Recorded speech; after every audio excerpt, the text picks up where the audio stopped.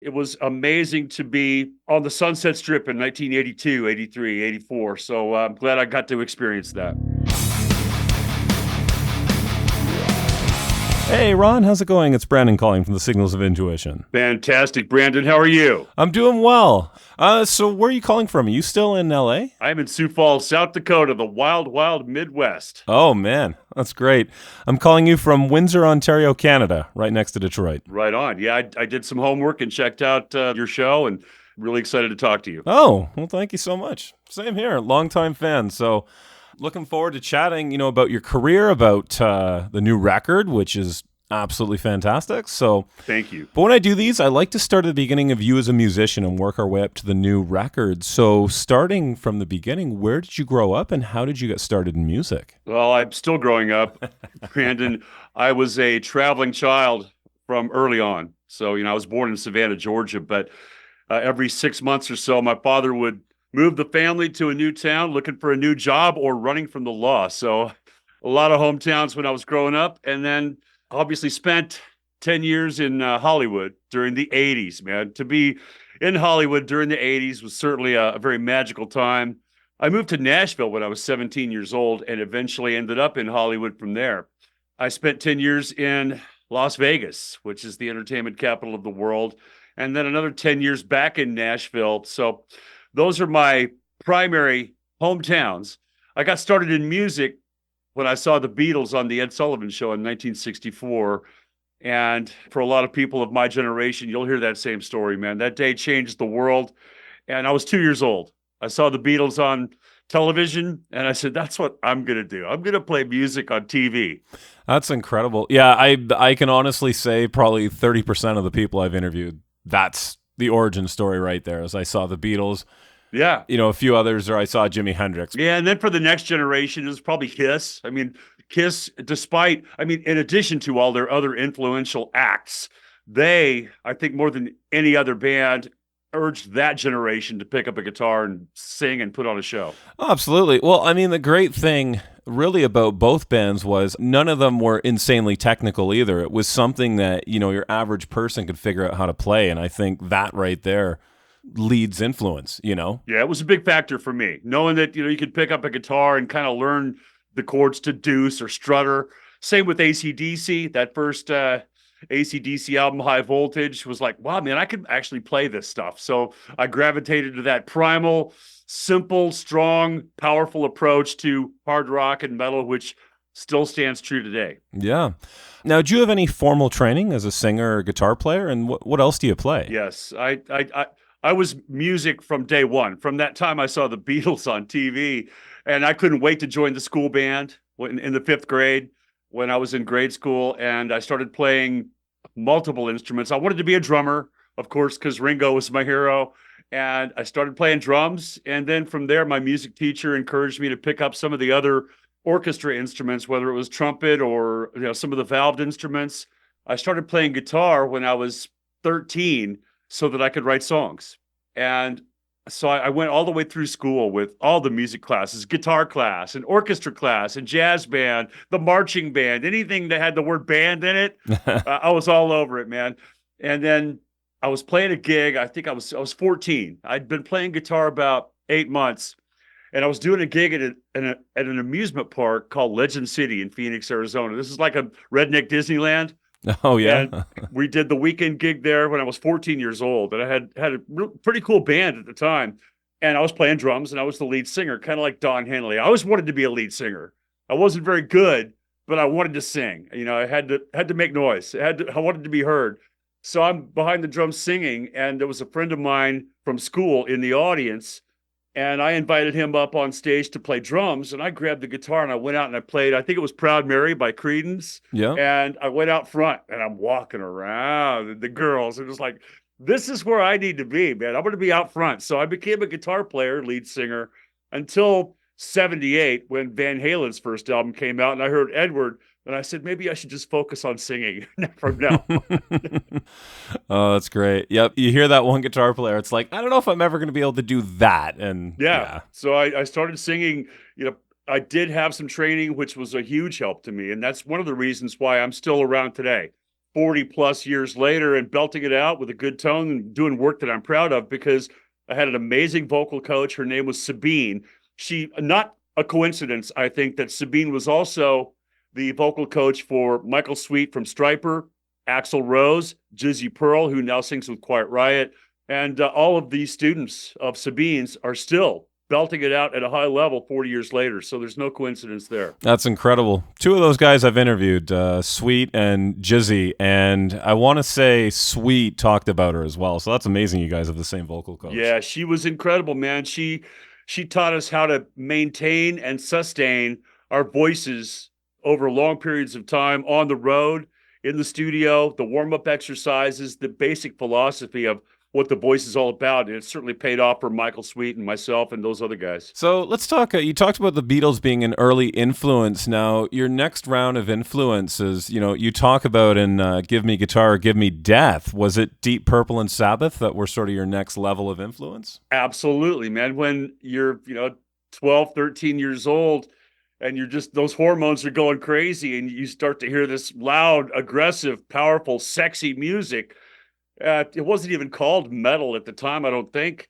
It was just hard rock. And those late 70s, early 80s bands, from Zeppelin to Purple to Black Sabbath, all huge influences on me. And I gravitated to what was exciting, what was louder, what was more electric, more sexy. And at the same time, developing musical tastes that were very diverse. Because at that time, Brandon, in the 70s, you could hear Black Sabbath and the Eagles on the same radio station. So to me, it was all just different flavors, different items on the menu, so to speak, that we could choose from. And I love the Eagles. I think they're probably my favorite all-time band. Lynyrd Skynyrd, huge influence on me at the time. So I think that's where the metal cowboy got his start, by having that on one side of the fence. I was really into the Eagles and Skynyrd. On the other side, I was into Kiss and Alice Cooper. Yeah, for sure. No, it's funny you kind of mentioning the radio, because I know Jeff Tate always talks about that too, where he's like, back in the day, it wasn't so segmented with music. It's like you'd hear Motown and then hard rock and then this, and and it's just like as the 70s and 80s went on, it's like they started segmenting and walling off music a lot more. And even now, it's so segmented. Yeah. I have a hard time determining what is heavy. And I saw a review of the new Keelworld album. That was a great review. But the reviewer mentioned that the new Steeler track, Give Me Guitars or Give Me Death, well, I was expecting something heavier. And I don't even know what that really means, Brandon. I listened to that really back to back with the tracks on the Steeler album, Cold Day in Hell, Backseat Driver. And to me, the new Steeler track, Give Me Guitars or Give Me Death, is heavier. But is it metal or is it not metal? And the same thing happens with country music. Is it country or is it not country? Because the art form itself is so diverse. Yeah. Oh, 100%. Yeah, I mean, even listening to your stuff, from that record that skews more country, I mean, there's a few songs I would say are outright country. There's a couple that walk the fine line between rock and country. And it's funny, I was playing songs for a friend of mine who listens to country and was like, wow, I can't believe this is a rock guy doing this. Wow, that's a great compliment. But again, you've got the two flavors of influence there. Yeah, you had to tell that part of the story on this album, Keelworld. I mean, most albums that we release, and I don't even know how many albums I've released as an artist or as a band member over the past 40 years, or how many guest appearances, movie soundtracks, and so forth. I don't know how many albums I've actually been a part of, but they're all like a chapter. Each album is a chapter of your life. Keelworld is, to me, the whole story, and everything from one extreme to the other, from the acoustic ballad, The Last Bottle on Earth, to the Steeler track, Give Me Guitars or Give Me Death, or the Black Sabbath cover of Children of the Grave. I mean, there's everything, all aspects of my personality and all landscapes that I've explored the last 40, 50 years are represented on Keelworld. Yeah. Yeah, it's fantastic. I do definitely want to dive in deeper into that as well. Want to step back, though. So, you about, I don't know, I guess you'd probably be about 18 or so at this point. So you'd mentioned playing in like high school bands and stuff. What was your first proper band? Like the first one I'm aware of is Lust, who did an early version of Keel's Speed Demon, or I don't know if it's an early version so much as there's kind of a similar riff and the same song title. It's just the same title. And, but it happened many years before that. I left home when I was 16 to go on the road with a rock band.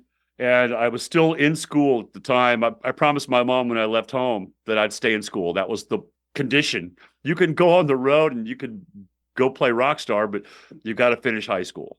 And unfortunately, I did not, because by my senior year, and I loved school. I loved going to high school because I was the rock star of my school, man. I was the guy with the long hair, the earrings, and the leather pants, and all the girls loved me. I had a loud sports car, and I had my own apartment. And I mean, I was in the school band. It was a great time for me, but I had missed so many days because I was gigging. I had missed so many days that senior year that even if I went the rest of the year and didn't miss a day, I still wouldn't graduate. So I figured, well, it's time to pick this up full time and just hit the road. That's amazing. Did Lust do any other recordings besides, I know there's Speed Demon and then Hooker on the Rock 106 compilation, or was that kind of it for you guys? Just that homegrown album. I mean, I ended up in Lust because it was a fluke. Then that's the band that got me into hard rock and metal. I mean, I loved AC/DC and Kiss and Alice Cooper and all that, all the bands we just mentioned. But my style, my focus was very much 70s rock. I mean, I was Eagles, Tom Petty, Bob Seger, that kind of thing. But I had the long hair and the earrings and the leather pants, as I had mentioned. And I met these guys at a concert and we exchanged phone numbers. They had a band called Lust. And I was listening to KDF, the rock station in Nashville, on a Sunday night. They had the local music show and they were doing a Battle of the Bands competition.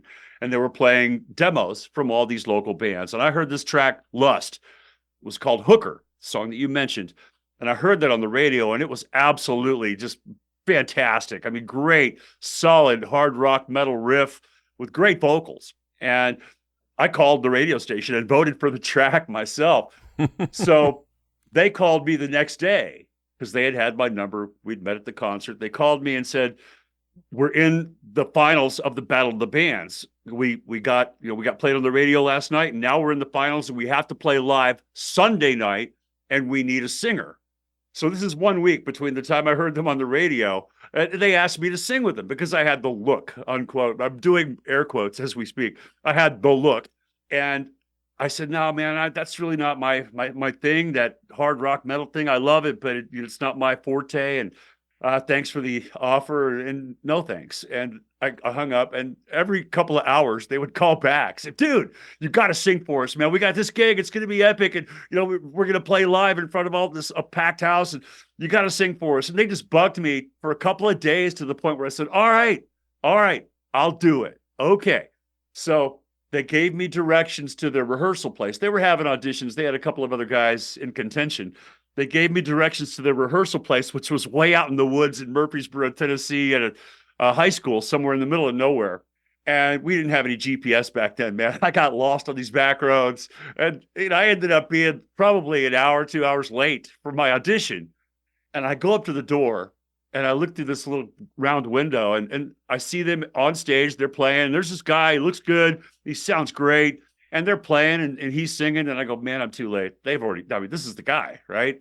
Yeah. I said, well, what the hell? Let's just go on in, and sit down and say hello. We made it all the way out here to the middle of nowhere. Let's say hello. So I walked in, and I'm rock starred out to the nines, man. I got the leather pants and the black boots and the big hair and the scarves and the jewelry and the earrings and the long hair. I sit down in the front row, and I'm watching these guys, and they sound great, man. It's all good. And when they got done with the song, the guitar player, Ken Kennedy, looks down and says, hey, man, sorry you're late, but, we've already got the guy. We found our guy. I said, man, that's cool. You guys sound awesome. I love it. Can I hang out? And the bass player, Tim Morrison, says, wait a minute. Hold on. Look at this guy. Look at this guy. You got to let him sing. So they said, all right, come on up and sing one. And these are all original songs. I'd never heard any of them except the one song, Hooker, on the radio. And I walked up to the stage like the cocky and full of it. And the lead singer guy hands me a lyric sheet. And I looked at it real quick and kind of half memorized whatever I was supposed to sing. And I took the lyric sheet and I wadded it up. I'll do the sound effect like this. And I threw the lyric sheet on the floor, and I picked up the mic stand. And I started rocking out. And the other guy just left. He was like, I had the gig. So I'm in the band. We go on stage Sunday night. for this Battle of the Bands. And it's the first time that I had ever experienced a hard rock crowd that had all their fists in the air and they were screaming and yelling. And the response was electric. And I said, I could do this. Yeah, I want more of this. And we took first place in the Battle of the Bands. And that was really the start of my career. We were in the studio making a record. The song became a huge hit on Nashville radio, and the rest is history. We don't have time for the whole story today, but that's a good start. Yeah, that's great. What an origin story too. So tell me this then. Now, does Lust sort of turn into Steeler, or does it break up and you form Steeler from the ashes, or how does Steeler form in Nashville? No. I suck so bad, Brandon. I suck terribly, man. I did not know what I was doing. I was a rock star, but I was not a singer. I had no clue how to control my voice. I was flying blind, and I went in the studio and just really choked on that record. It became a huge hit on Nashville radio. And every time I turn the radio on, there is my voice. I hear myself suck. Every time I get in the car to go to work, I hear myself on the radio, and it's absolutely embarrassing. It's terrible.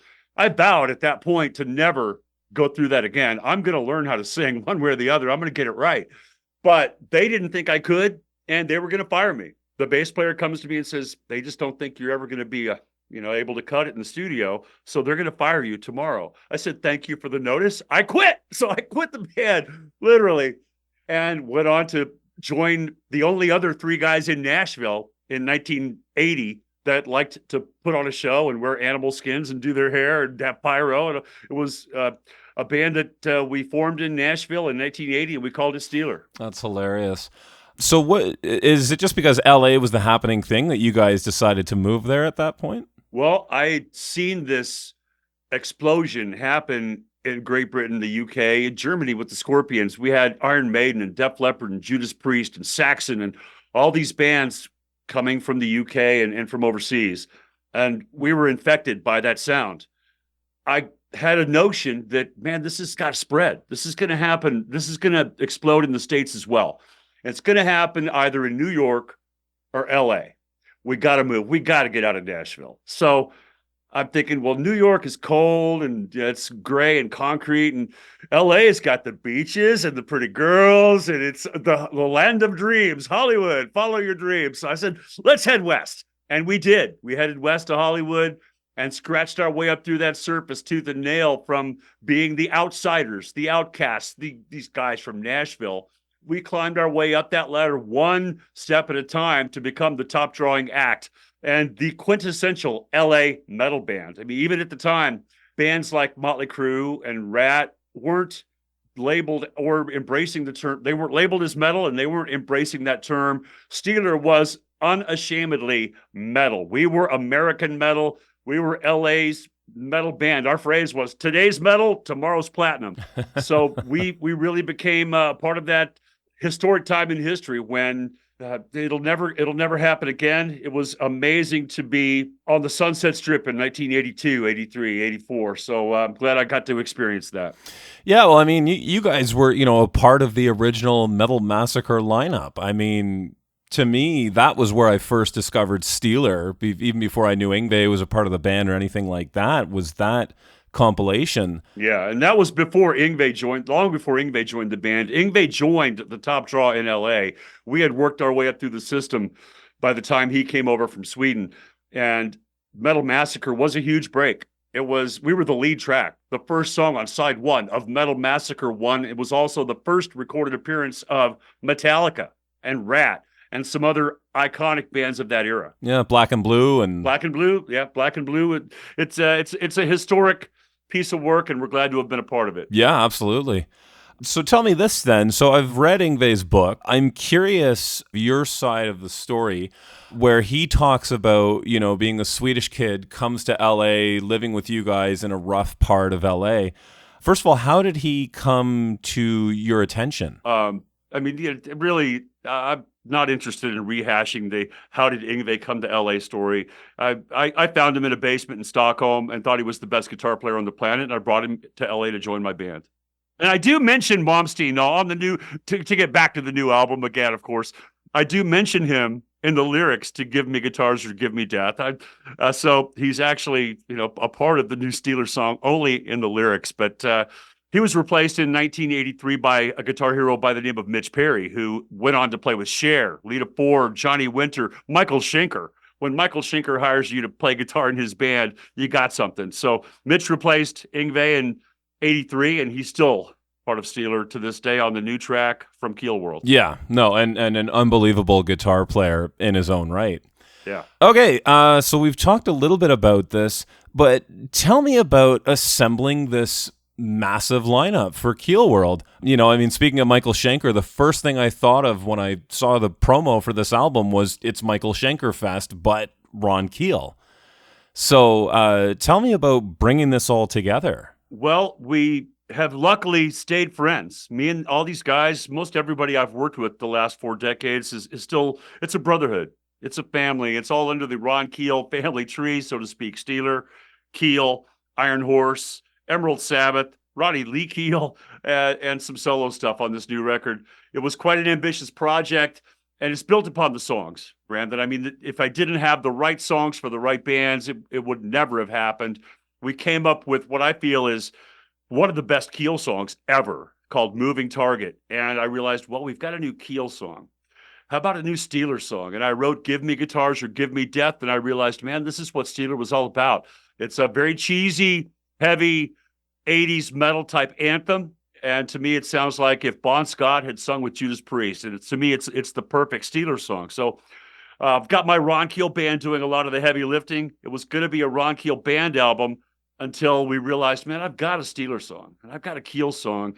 Let's put Ironhorse back together and cut a new Ironhorse song. And we can include some Emerald Sabbath.